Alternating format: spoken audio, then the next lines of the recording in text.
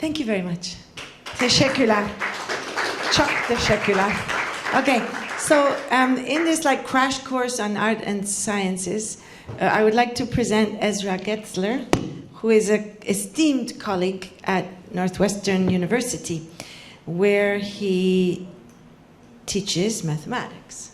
Yes, and all this other stuff, Harvard University, blah, blah, blah, MIT, blah, blah, blah, quantum theory, links with geometry and topology, and he wrote a book, I like the title, Heat, Kernels, and Dirac Operators.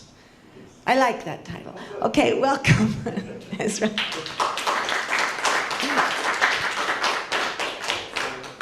Well, this is the biggest thrill to be here, and wow, inside and outside is actually the subject of my talk. Yes, I'm a bit embarrassed. And in fact, the rough idea that I'm going to move to is that the inside is kind of a branch of mathematics called topology, and for us the outside will be another branch of mathematics which we haven't mentioned so far today so much, geometry. And so a lot of my talk will be just a little bit about geometry, and ultimately I want to touch on the work of one of the greatest geometers of the 20th century, William Thurston, who passed away about 3 years ago. And Yes? Oh, okay. Oh, okay, okay. So there are these two branches of mathematics, topology and geometry. We've just heard a lovely talk on some aspects of topology in 3 dimensions, and I'm going to be talking about geometry. In fact, I'm more of a geometer than a topologist, and what really excites me is how geometry tells you about topology. This link is very poorly understood by mathematicians, but it's effective. And we learn a lot even if we don't quite understand why these things work.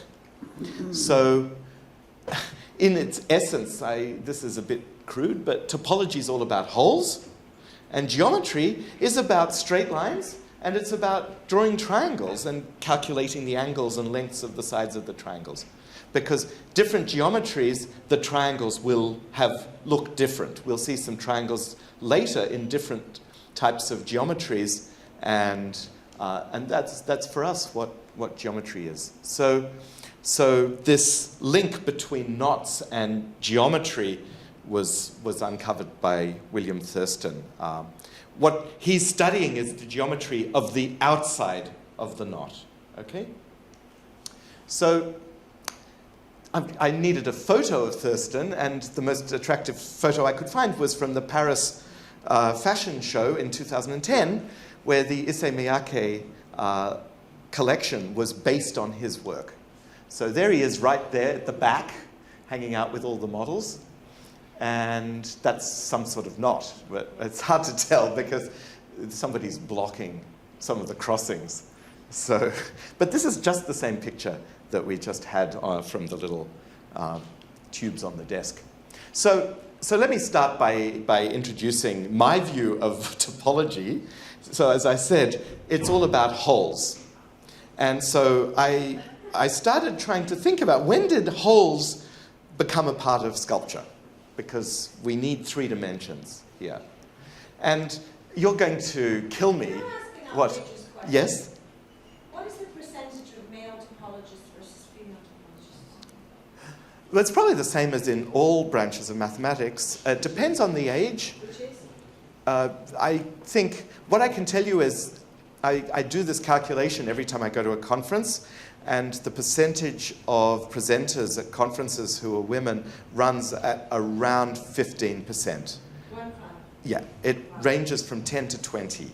So that's the honest truth. But it's higher in Italy. Thank you. Yeah, that's really true. I mean, we don't quite know why. Yeah, Actually, yeah. it's even higher in Turkey. Great. Yeah, And yeah. for example, we have the Sorry national, for the the national symposium this year. Mm. It's going to have around 8 invited speakers in Turkey, and if I'm not mistaken, 6 or 7 of them are women. Very good. Okay. So sadly, America is another story. So anyway, so I puzzled over what are the first holes I can think of in sculpture. And as I said, you're going to kill me for this. But I came up with 3 sculptures from just the late 20s and early 30s. And what fascinated me is this is the same moment that mathematicians are busy developing all these ideas. The Reidemeister moves date from exactly that period. The theory of manifolds was developed at that time. So somehow we have parallel concerns in art and mathematics. So I came up with these 3 sculptures, and peculiarly, these 3 people became very close friends and moved to Cornwall just after they did this, but not before. So this was independent work as far as I can work out, although Moore and Hepworth knew each other at that time. And I can't explain this, but for me, Hepworth is the topologist. And as everybody knows, Garbo is the geometer, and Moore is not either. I don't think he's mathematical. I'm going to go out on a limb here. So this is a later model. This dates from the mid-30s, but he drew this sculpture in 1928 before he moved to England. And this is the Moore, and this is the Hepworth. And this is unfortunately now destroyed, this sculpture, but this blew my mind when I found this sculpture. So this is pure topology as far as I'm concerned. And so I'm going to be talking about the outside of the sculpture. So I don't know how often artists do that. They look at a sculpture and say, I'm not going to think for this minute about the sculpture, but everything that isn't the sculpture, everything outside the sculpture. So I think it's called negative space, although maybe artists mainly use negative space for two-dimensional version and not the three-dimensional. Perfect. And now there's a difference. Often mathematicians and artists and non-mathematicians use the same words to mean really different things. So I suspect when you think of negative space, it's to the boundary of something. So it's everything between the sculpture and the walls of the room, or the boundary of something, the city, or you don't take it forever. Mathematicians like to idealize, and we will take everything outside the sculpture to the end of the universe. That's our outside.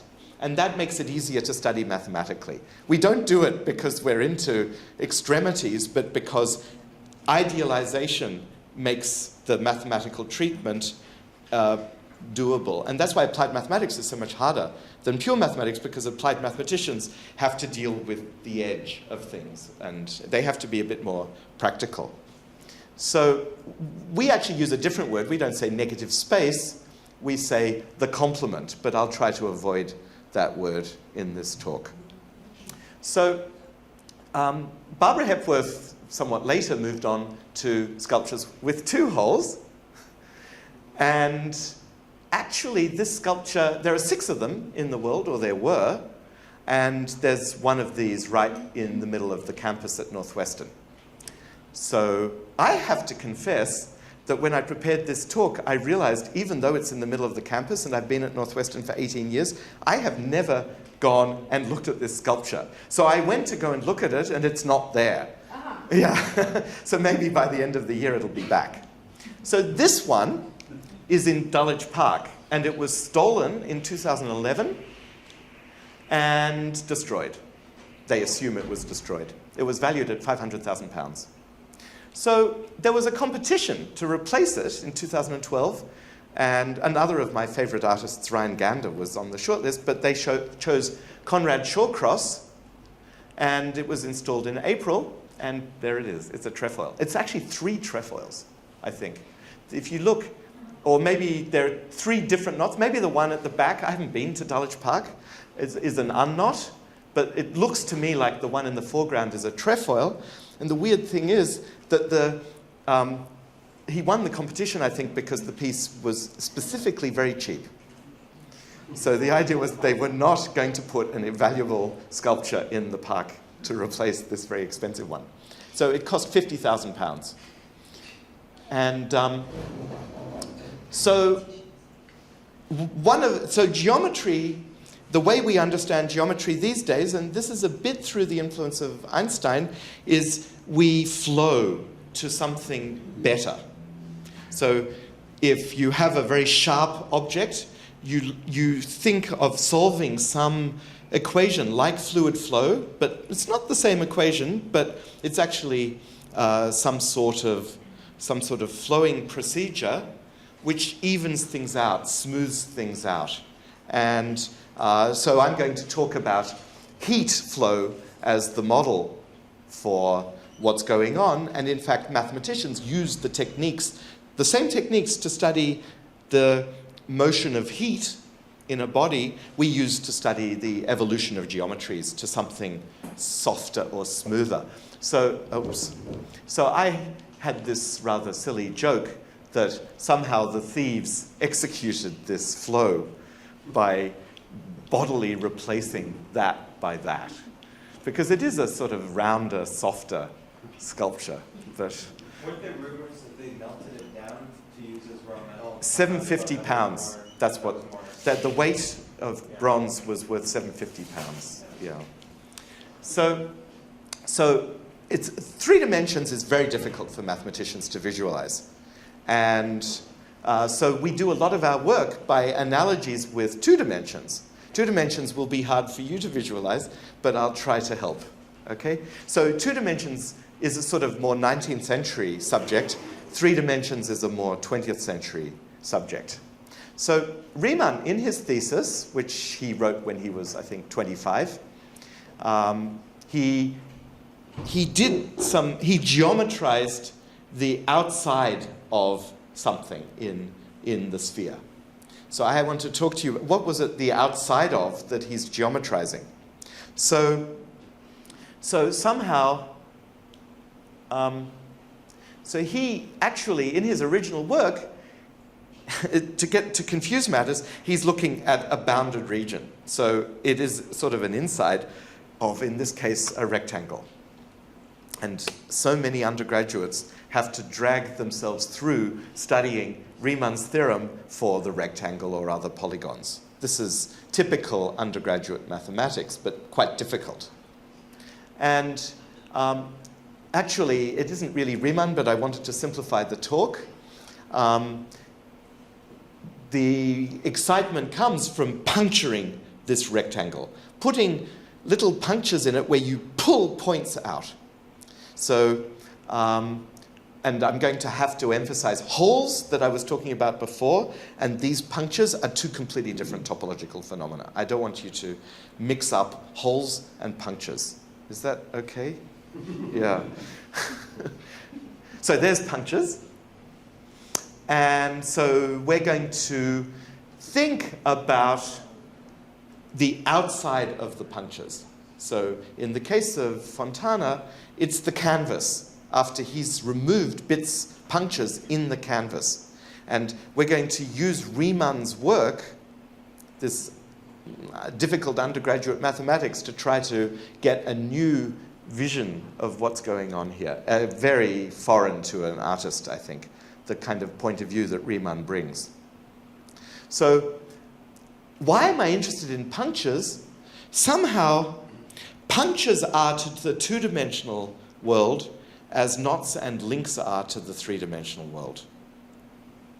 So it's really strange. Knots and links are really complicated, and punctures are very simple. Every puncture looks like every other puncture, whereas different knots look completely different. They are different. And that's why 2 dimensions is so much easier to study.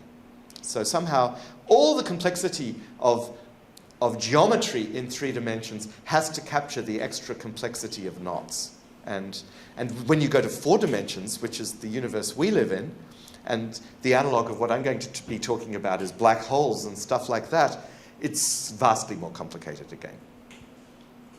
So this is this idea that I somehow, this kind of SAT question.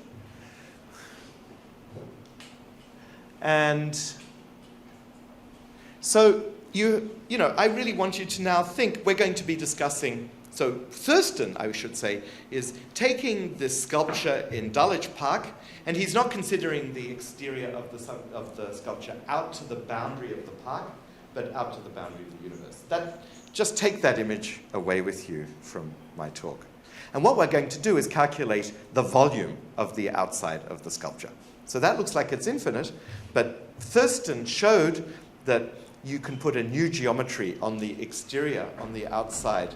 It's a completely well-determined question, and then it'll have a finite volume. This is very abstract, and I apologize if it's a bit hard to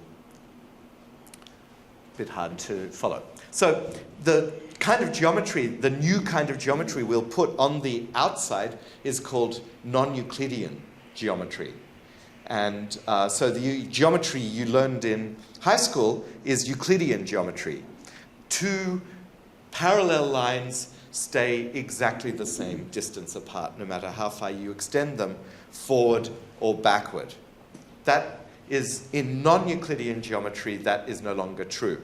So the triangles in non-Euclidean geometries look completely different, okay? And part of the difficulty of the subject is constructing non-Euclidean geometries. Euclidean geometries are easy to construct. It was done by the Greeks, and we think in a somewhat rudimentary way that we live in a Euclidean geometry, although we don't. That's Einstein. But to first approximation, we live in a Euclidean geometry. So it's really hard for us to imagine non-Euclidean geometry. Non-Euclidean geometry was discovered when people paid better attention to what it's like to survey a field on the surface of the Earth. I was actually shocked yesterday because there was a picture in one of the talks showing the globe. And I looked at my own country, Australia, and I didn't ever realize this because the globe was transparent, that Australia is really quite heavily curved.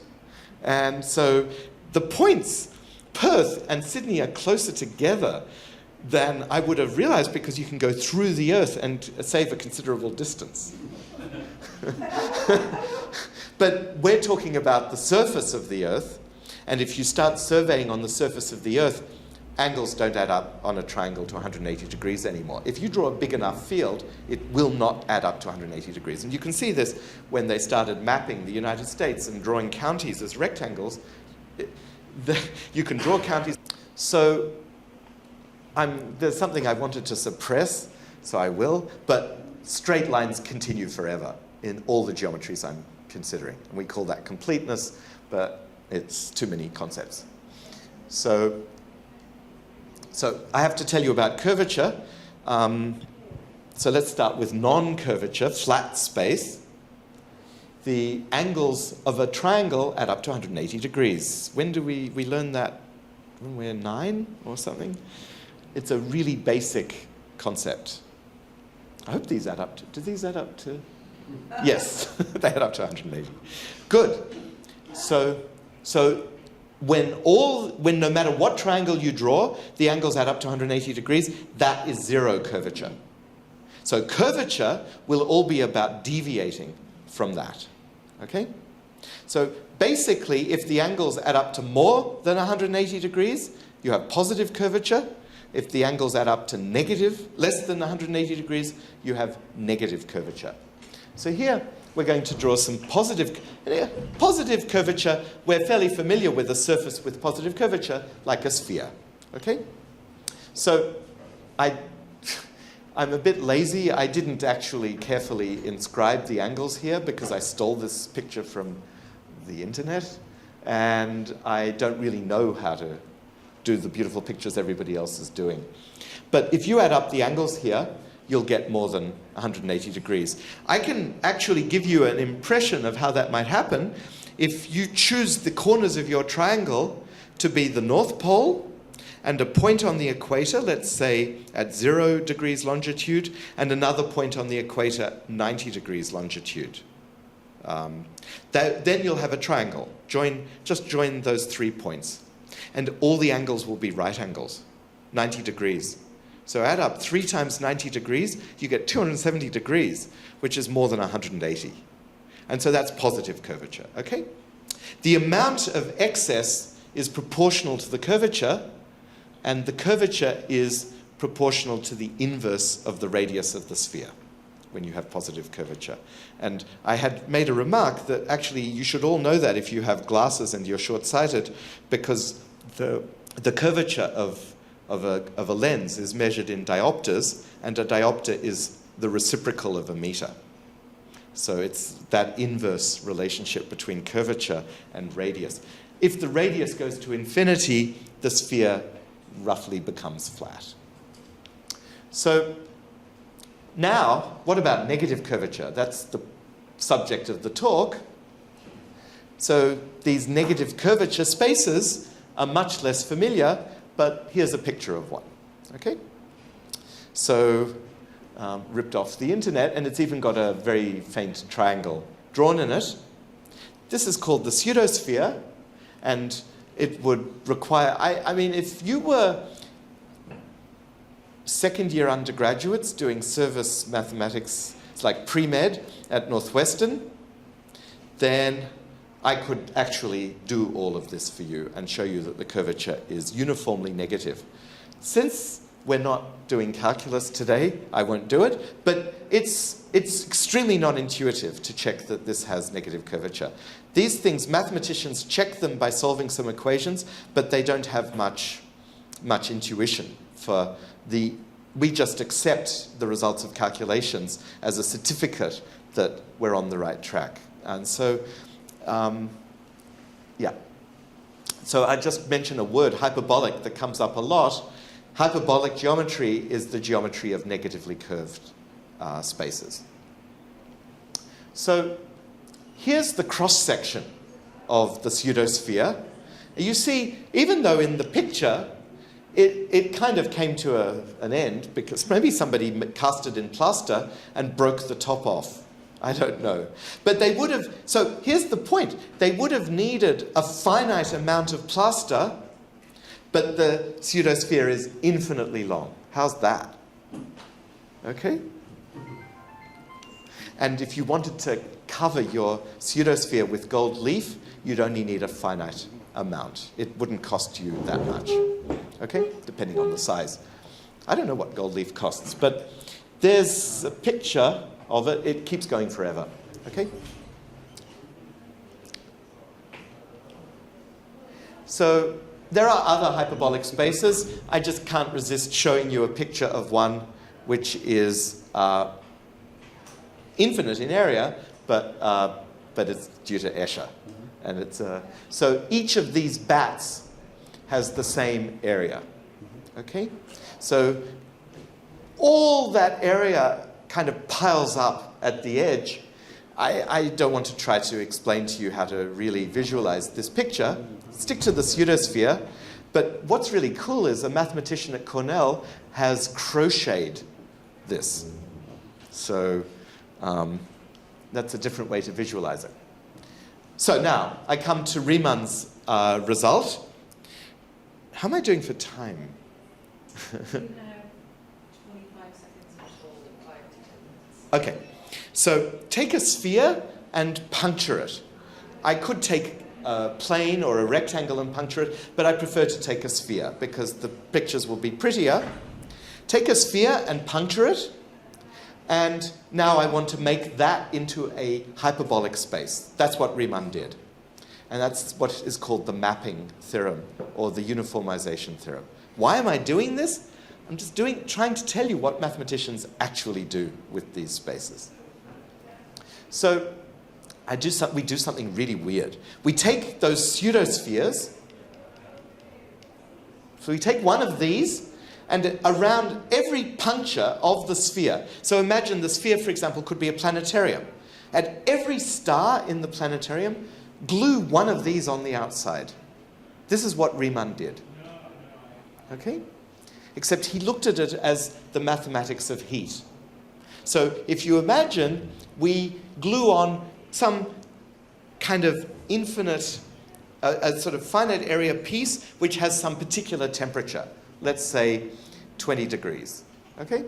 And then in between these stars with these cusps, we'll have some other temperatures.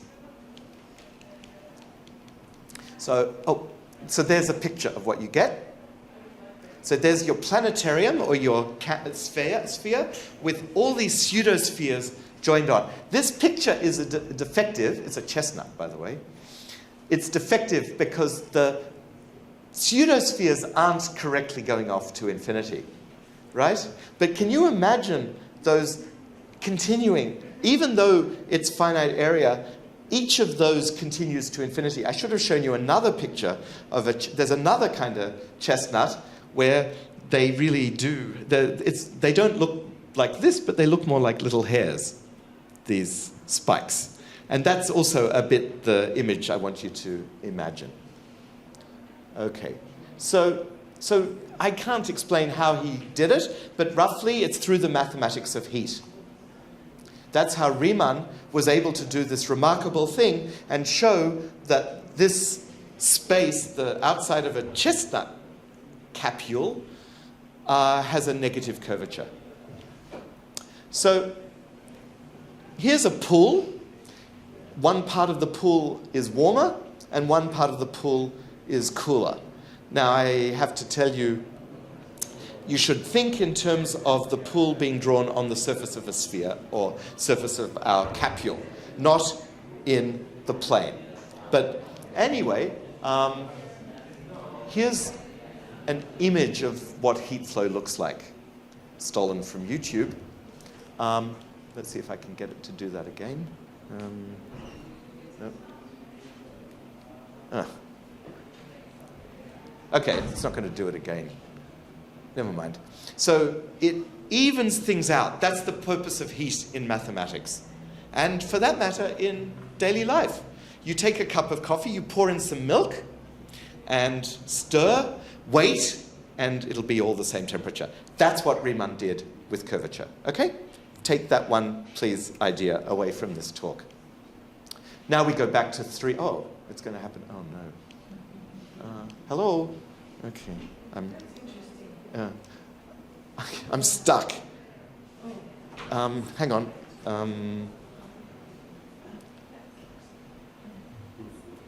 There. So here's a funny idea, and this is going to be later, very soon, we'll have, so the resulting space has an area, if you like, an amount of gold leaf to cover it, and that's a formula. N is the number of punctures. If it's 100, you multiply it out, 100 times pi minus 2 pi, you get a number. That's some sort of signature of the number of stars in the universe, if you like.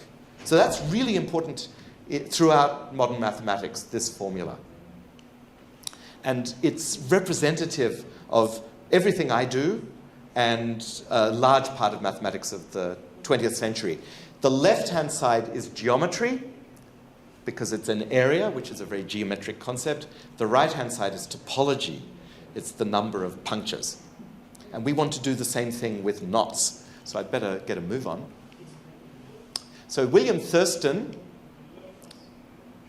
did the same thing by taking a knot, like Conrad Shawcross's knot in Dulwich Park, and putting a negative curvature geometry on its exterior. Here's a movie which is made by Pixar in '94 in collaboration with Thurston, an early Pixar movie of hyperbolic space. I don't know how do I... Oops. Oh, damn. How do I... there we go. Okay. This is 2 minutes. I'll probably use up the rest. Okay. So this is a hyperbolic dodecahedron. It's right-angled. We can glue them together. Sorry, Ezra, that's the question of the pie. I'm sorry? Oh, that's just Yeah. We'll just watch this movie. Come on, movie. The movie stopped. Okay, well, that's technology. I started all over. I don't have a... Okay, we'll watch the movie. I'll put the movie on the internet. Okay, so Thurston's theorem is that apart from some very simple knots, like the unknot and the trefoil, all knots are hyperbolic. That means that he could put a geometry analogous to this negatively curved surface on the outside of the knot, and now we can calculate their volumes, and that's some sort of signature of the knot. And I just finished with a couple of examples. The figure 8 knot, you get that number, and here's another knot, a link, the Borromean rings, and you get that number.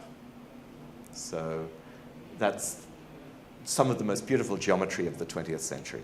Okay, thank you.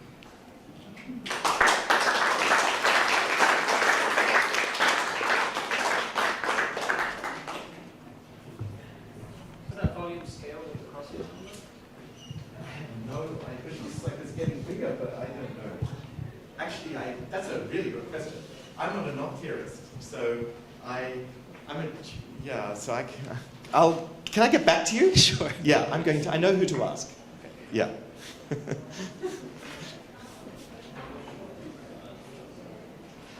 Okay. We're all overwhelmed, I think. Oh my God. Oh. Okay. And what's special about the trefoil then? So I was going to bring, what do they call those the barn, the Taurus barn. Semic. Yeah, so I was going to bring one along. So the trefoil can be drawn on the surface of a torus of one of those bread rolls without crossing itself. And those kinds of knots are not hyperbolic. Oh, so all torus knots are not Torus hyperbolic? knots are not hyperbolic. Not just the trefoil? Not just the trefoil. Okay. But That's a there are dense set. many of them. You just list them. Yeah. There's a lot of torus knots. Well, yeah, there are an infinite number, but there are all the other that aren't It's that here, set. yeah. And so I wanted to remark, Oh, sorry, no, it's not. one last remark, that there was a book, in fact, so the torus occurs in the solution by Andrew Wiles of Fermat's what's it called? Fermat's last theorem. Yeah, so this very famous thing that was solved in the 1980s, 90s, by Andrew Wiles, the oldest question in number theory. So when a popular book was written about it, which talked about how he solved it using these things called elliptic curves, which look like donuts. Problem is, donuts is an American word. Everywhere else in the world, a donut is a round thing with jam in the middle. So when they translated the book into Hebrew, they wrote donut and nobody understood what the hell the book was about. And they now call it, in technical translation in Israel, the donut problem. So this is really important that when we use words, we're conscious that the people we're talking to haven't a clue what we're talking about. The words mean the wrong thing. Thank you.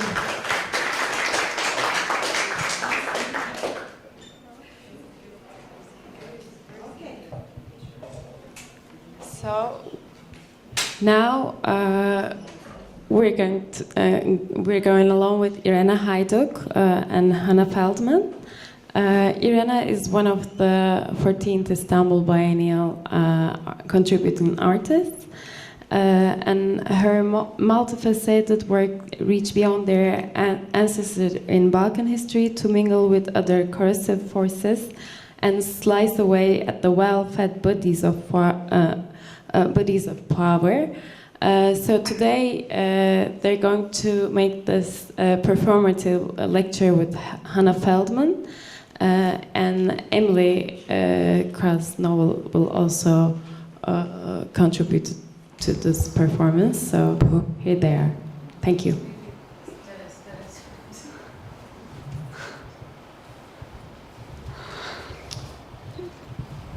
I will today speak for Hannah Feldman, who will be in conversation with the artist Haiduk. When Hannah learned that she was participating in this seminar, she was surprised and intrigued. She always enjoys conversing with Ika, and she was curious to know what freshwater and saltwater have to do with aesthetics. Regrettably, however, she was already elsewhere, and so she is unable to join today in her own flesh.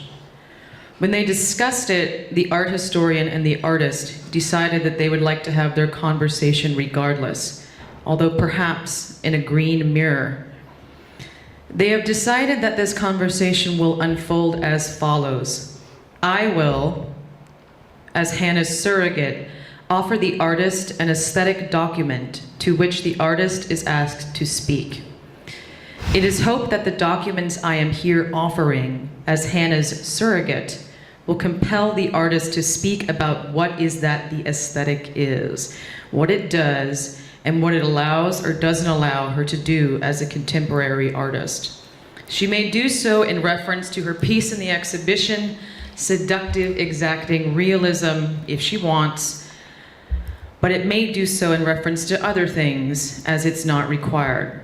She may or may not borrow the tools of Western art historical inquiry, close-looking, formal analysis, contextualization, comparison, interpretation, identification, pontification, ideation, speculation, thematization, footnoting, and citation, appropriation, castigation, condemnation.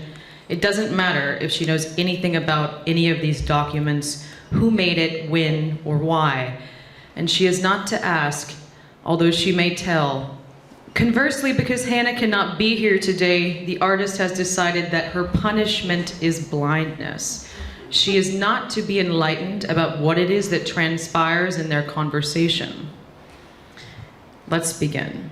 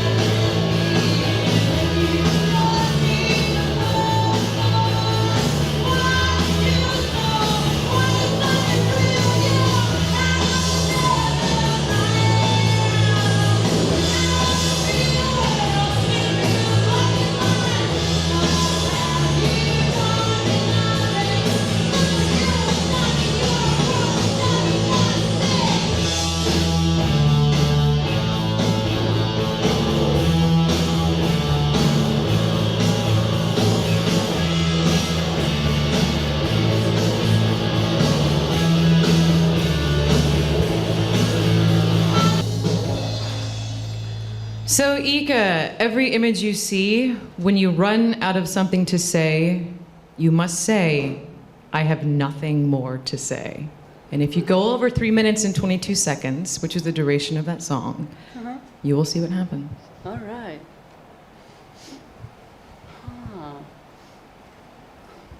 Okay. Well, Hannah and I have been talking about this idea of how Western image is constituted. And I guess this is a kind of a woman version of Wander Above the Mist, which is very nice, actually. Kind of a Jane Austen version of it. I guess the work at the Italian school has a lot of invested in the difference between orality and how its loading speed is different than the loading speed of something like this, which creates a character that an entire nation can stand behind and look at in their mind simultaneously and at the speed of the loading of a cell phone, for example, versus like music we heard, which is another way to wait for an image to come. Yeah, I don't want to talk about this one. Let's go. How does it feel to feel blind? How does it feel when it feels fucking blind? How does it feel to feel blind? What have you taught me?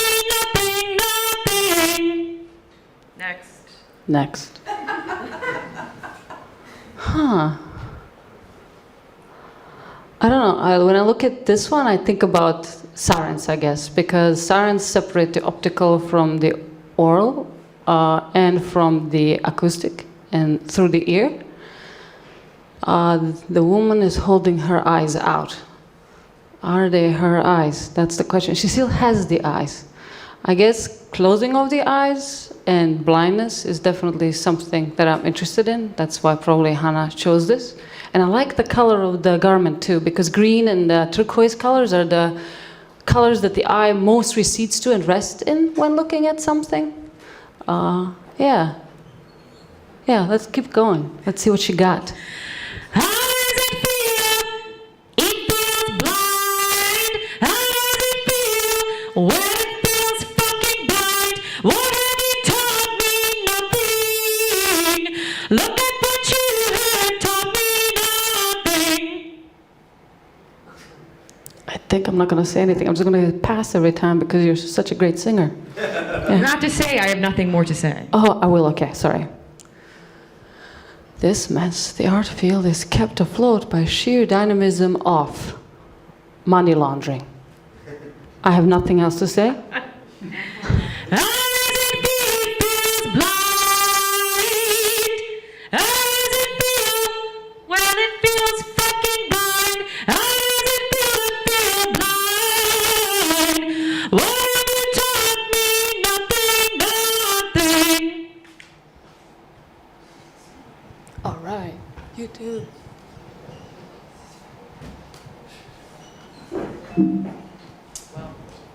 That was Battleship Potemkin. So let's all imagine Battleship Potemkin. You can't link? It's not letting me do it.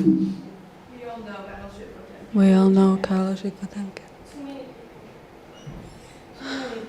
Too many people. Okay. So let's talk about Eisenstein, I guess. There was this extremely interesting moment in Sybil Moholy-Nagy's Experiment in Totality, where the night before Laszlo Moholy-Nagy and his wife abandoned Germany with their child, they have a party, and at that party, people come, and Moholy-Nagy is showing the first film that he's ever made, which is of his daughter, like in a bathtub on a windowsill, like really precarious, like making stuff with a baby. And everybody leaves because it's a very depressed time. And only Sergei Eisenstein stays because he's a friend. And the party is over because artists don't like to look at baby pictures or videos of children. Or films of children, yes. I don't know. And they embark in this amazing, I guess, conversation about does an artist need a country or not? Of course, Sergei Eisenstein says it does, because you need a kind of a political context to which you exist in. And he's returning from South America, where he shot a film. No, it's not America, from Mexico, where he shot a film and probably will be prosecuted for when he arrives to the Soviet Union. And Moholy-Nagy does not understand why he wants to be prosecuted. And he says that artist does not need a country of any kind. Artist is kind of free of nationality. Of course, when he comes to Chicago, he founds the first kind of Norwegian Hungarian society for like, where they have like ethnic foods and like, like music and stuff. Okay, I have nothing else to say.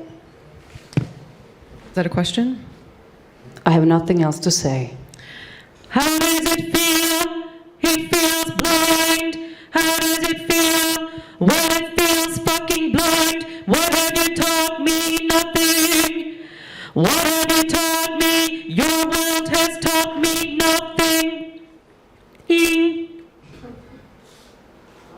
Oh, I like the hat. I I guess when we close our eyes, there's something activated called the off cells. So the production of darkness within the eye, this is Agamben's point, which he took off from some probably astrophysicist. Darkness that we make when we close our eyes is an activity, not a passivity. It's not automatic when you close your eyes. And I'm very interested not just in darkness, but also in blindness, because blindness and taking out of the eyes produces, especially in the Balkans, via Ottoman history, a kind of a oral rendition of history. In the Ottoman Empire, in the Byzantine Empire, in the 19th century, they have substituted decapitation as the most capital punishment with blinding. If you did something nasty, like raped a woman or stole things, you would have one eye taken out. But if you, let's say, assassinated someone or had an incredible amount of debt, you would be blinded, and both eyes. So that meant that you were not a man or a person, because women did not exist at that time. You're not a person in the eyes of the law. And this taking away of personhood by blinding and not being able to see meant to not be able to judge well or tell the truth, also extended to rulers. So rulers, if they were blinded or even short-sighted, could be deposed. So this technique of also assassination of rulers shifted from assassination by murder or castration before into assassination by blindness. So you have many of the Balkan and kind of in front of the Ottoman Empire's path countries that are leading to Europe, where this type of law has extended, and this practice of kidnapping rulers, taking them to Istanbul, blinding them and returning them as an act of deposition is very interesting. So what it has also developed this kind of emphasis on imagelessness and history taught through images, was the kind of banishment of oral history as well, which has developed to take the place of the history through images as Ottoman Empire expanded. So we have these guslars, which tell history by playing a one-string instrument because they're not allowed to write it down or depict it. And if caught once, blinded in one eye, if caught twice, in both, third time, tongue out. So you have this kind of men looking like this one who, by telling history and creating it orally, close their own eyes and blind themselves. So that's a nice one, I guess. I have nothing else to say. How does it feel to feel blind? How does it feel when it feels fucking blind? What have you taught me? Nothing. What have you taught me? Your word has taught me nothing. Yeah. That's a great one. So Loki is an alien who just by, I think the lore goes like, maybe someone can correct me because I didn't nerd out on this. I just nerded out on the movies, not the kind of fandom, because there's hot dudes, including that guy on the left. What's his name? The guy? Do you know? Not the guy from Australia. He's too perfect. Tom Hiddleston, that's it. Perfect enunciation. Scooping from the bottom, very much like that other British actor whom I love. Like he has like wolf mouth, like not overbite but underbite, so he scoops it up. Very nice. I always admired good English versus my English, which is bad English. Or ESL, I don't know.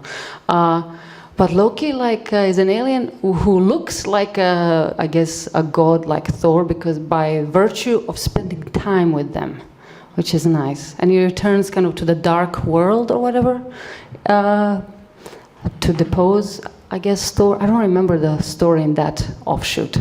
Yeah, Loki. Maybe Loki. The reason I'm so attracted to Loki, I guess, not only because of pronunciation, but because he's a kind of, he wants power but doesn't know why, I guess. I'm disoriented by that. And he has an excellent costume. Yes. I have nothing else to say. How does it feel? It feels blind. How does it feel when it feels fucking blind? What have you taught me? Nothing. What have you taught me? The word has taught me nothing. Oh, there. That's probably where Hannah wanted me to talk about guslars. So the Getzler groups we used to look something like this, blind leading the blind, except they had, instead of these sticks, they had instruments.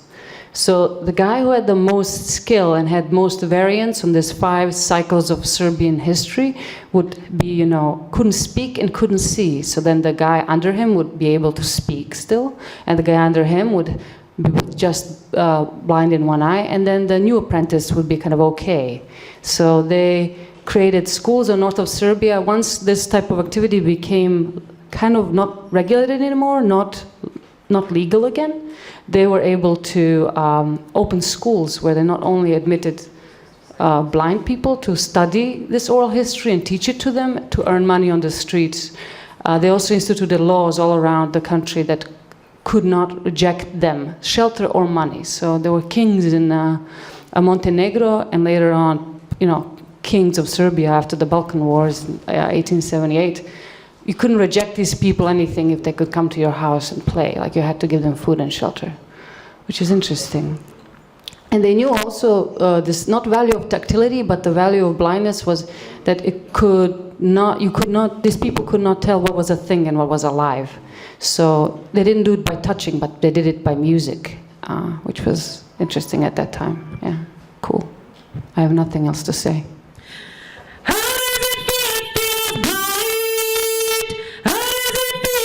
What feels fucking blind? What have you taught me? Nothing.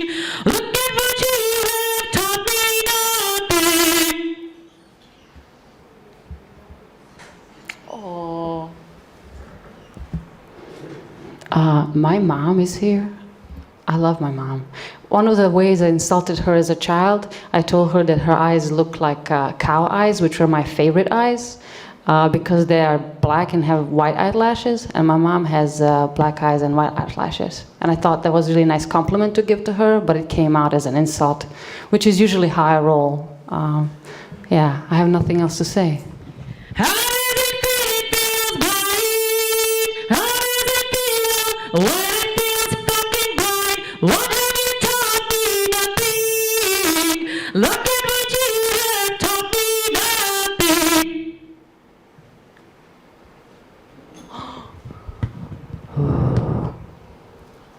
Beauty. Red color. I don't know, I so have nothing to ever want to do with my work with this image. Maybe we should just move on.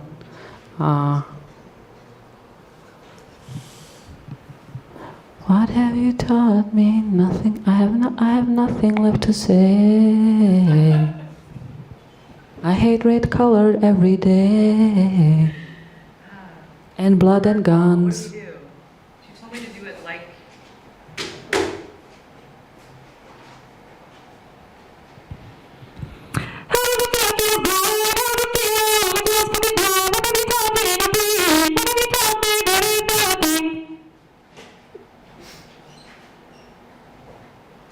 So we go again until the time ends. Okay, cool. Huh. I have nothing to say. How does it feel? It feels blind. How does it feel when it feels fucking blind? What have you taught me? Nothing. What have you taught me? The world has taught me nothing. There again. Okay. Maybe we could talk about being a thing. What blindness allows us is to not, or in the dark, which is a blind space, I guess, if it's like as dark as in the mother's womb, what it allows us is not to know what's living and what is not living. Obviously, from an image like this, we know immediately if something is dead or alive, what is it, what place it occupies.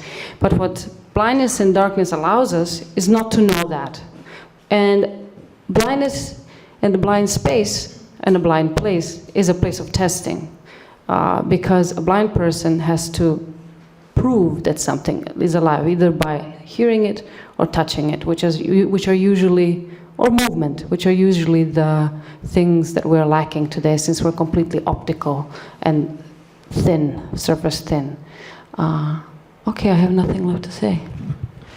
How does it feel? It feels blind. How does it feel when it feels fucking blind? What have you taught me? Nothing. What have you taught me? What has taught me nothing? Oh, by the dynamism of corpses floating in the Mediterranean. I have nothing left to say.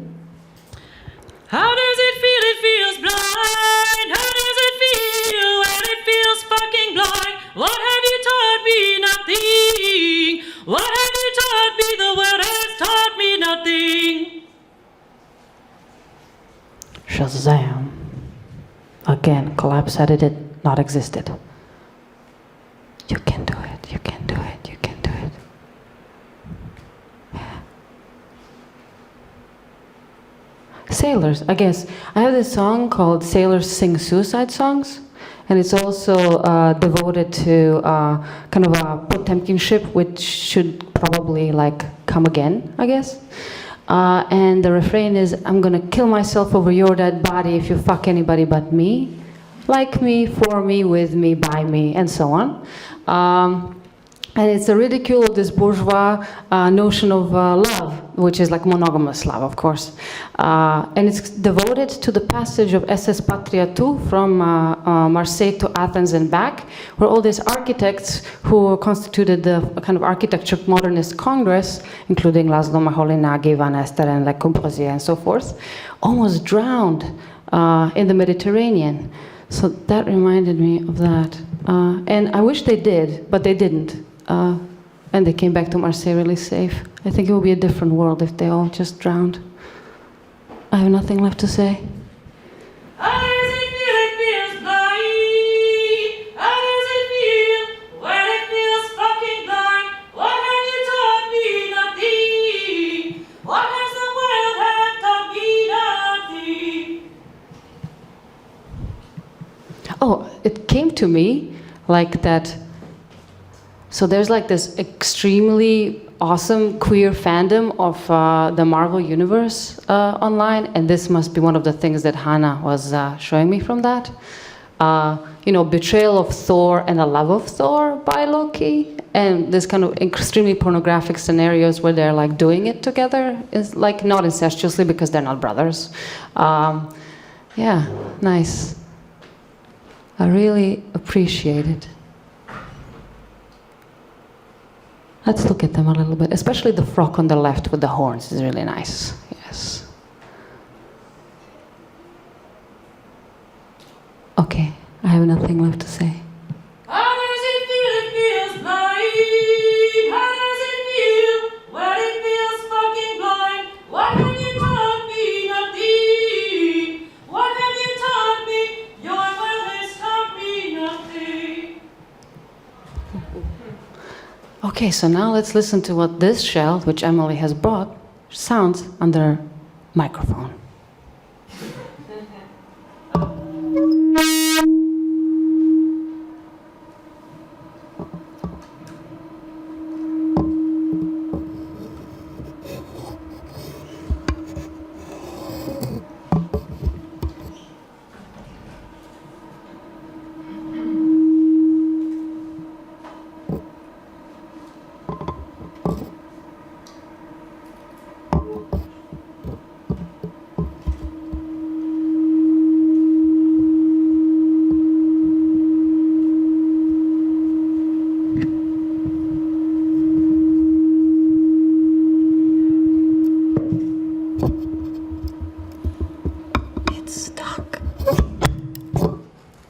Cool. I have nothing left to say.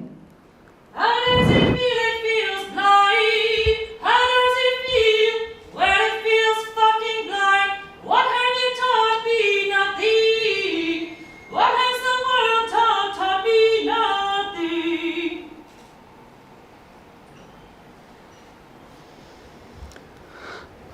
I like this one the most, but it's also the most baffling, I have to say. Ha ha. Okay. Cows watching televisions.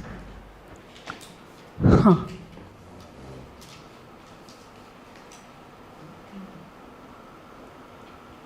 Huh. It looks like Marshall McLuhan cover, you know? That's all I can say. I have nothing left to say. How does it feel? It feels blind. How does it feel? Well, it feels fucking blind. What have you taught me? Nothing. What have you taught me? Your world has taught me nothing. This one, I think Hannah put it because she likes Linda Hamilton and of course this film. I think of Hannah as this woman and Linda Hamilton together in Terminator 2. That's how she looks like.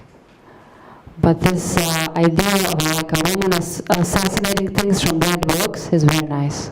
I just hate the color so much. I can never wear it because I come from Eastern Europe. Everyone thinks immediately I'm a communist, which I guess in the heart of hearts I am. But I guess that's too explicit. I like also the makeup. The blood makeup is nice. Yeah. I wonder if it's from her like wound or like period or just paint. I don't know. Well, yeah. I have nothing left to say. How does it feel? It feels blind. How does it feel? Well, it feels fucking blind. What have you taught me? Nothing. What have you taught me? Your world has taught me nothing.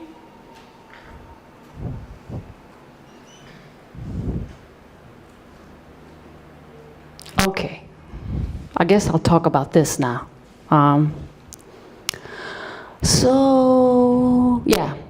There's an impasse between the way that the West renders images and that the East renders images, at least in my opinion, and this will be the Western one, connected especially to kind of the German romantic image, which shows up in advertising and history making, and this type of deployment of values of neoliberal capitalism, turbo, transition, whatever you want to call it, and the desires it creates towards things.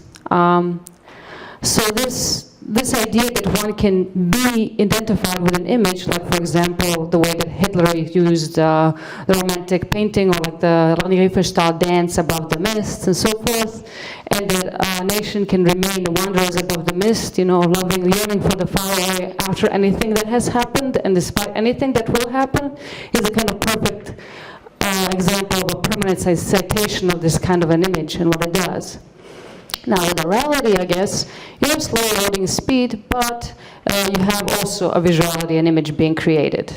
And I guess usually in the things that I talk about, I mention Kerry James Marshall, who thinks that cultures that they cannot resuscitate themselves in the means of production of the Western image. So if you cannot have the same production value, will not have a history to be remembered for. So in the name of those oral cultures and cultures that do not use images like this to create their identities, I guess one can think about people like Kasparov, who played the Deep Blue computer in the 1990-something, I forget, 3, I think. And in the first set of matches, won against the computer.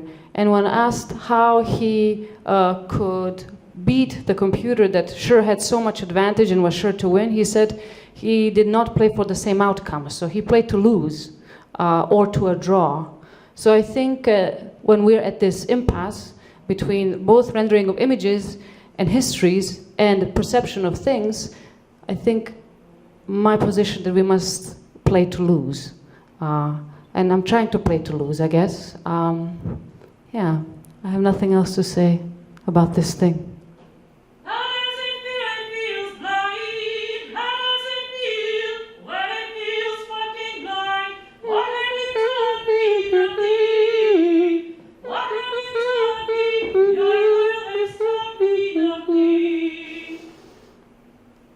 Her again, I have nothing less to say.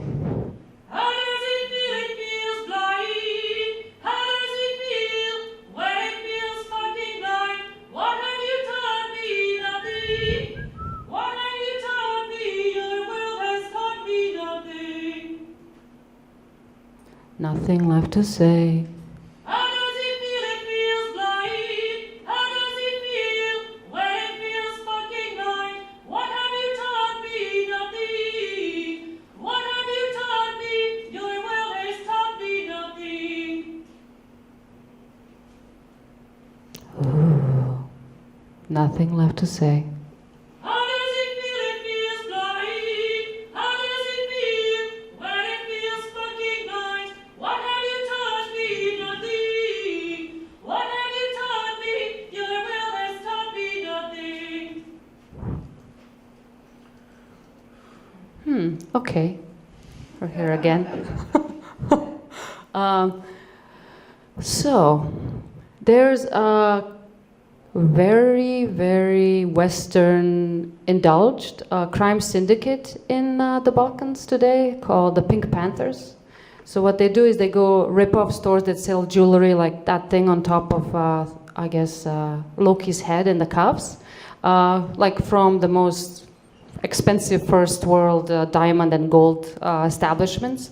And they do it in broad daylight, and they do it by grabbing, what is it, smash and dash technique, and they then return to Serbia where they're based, which is usually they're based in Niš and Belgrade, and in Montenegro as well.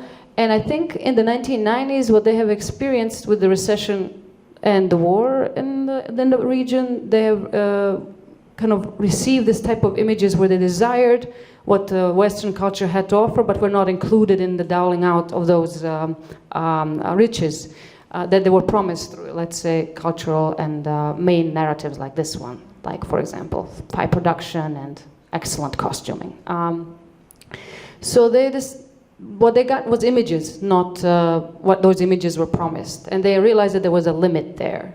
So they became criminal. There was no other way, because the state was criminalized, but to turn to criminality. But they did it in such a way to experience the limits of commodity as it is rendered in the Western way. It's kind of amputated, clitorally amputated relationship to things, because they're consumed and thus turned into trash. And if you turn things you consume into trash, you become trash, I guess. So they would take the money and then buy BMWs, Audis, Adidas shoes, really expensive things, go back to Niš, and then, like, be Niš, which is, in a hemorrhoid on the asshole of Europe, and like do it there, like go to clubs there, go to coffee shops there, but have all these commodities. And they realized that within this context, these things meant nothing. They are diamond heisters these days, and what they do when they get like a 12-carat diamond, they'll cut it up and they rename it first. They call it glass. So by then renaming it, they take value away, kind of an oral move. And they're kind of a good example of the limits. And today, they earned, like on average, as a middle-class person in European Union, like in Germany, a really nice middle-class job. So in the end, they realized that it wasn't about greed. It was just about kind of having a kind of life that was humane. But they do it by thieving.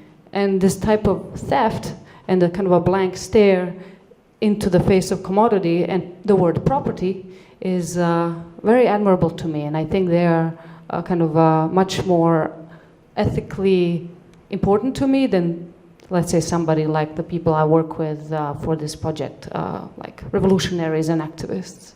I have nothing left to say about Thor and Loki. I do like them, especially Loki.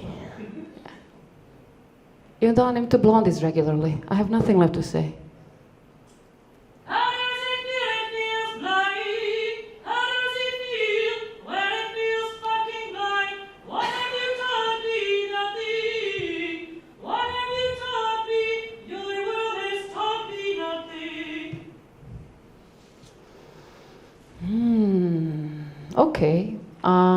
Maybe a little more here and then we stop. This to me feels very long, what I'm doing here. 3 minutes left. Okay, so this, excellent. I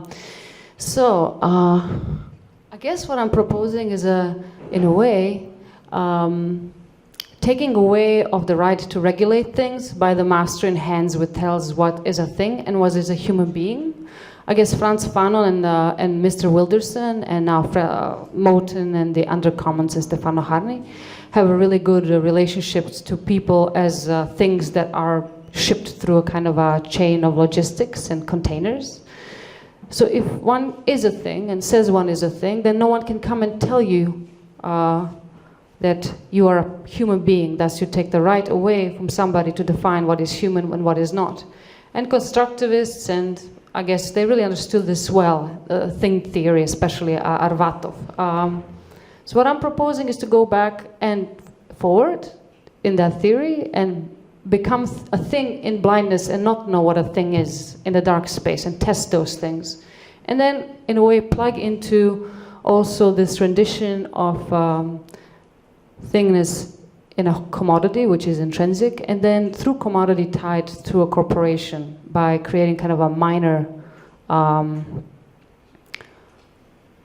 of takeover management in a corporate rendition of things by inserting this relationship to things, which is that we are all things, and a corporation would then come into a solidarity with things.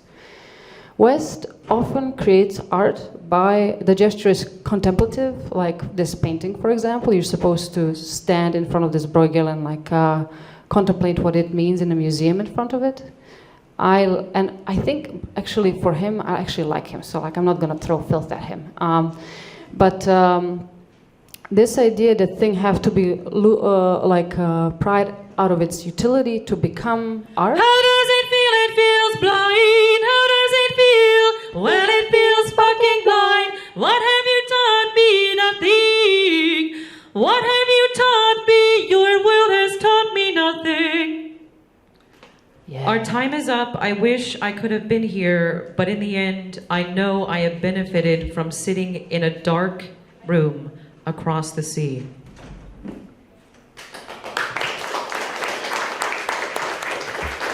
Thank you very much, Emily, for being so awesome. Thank you.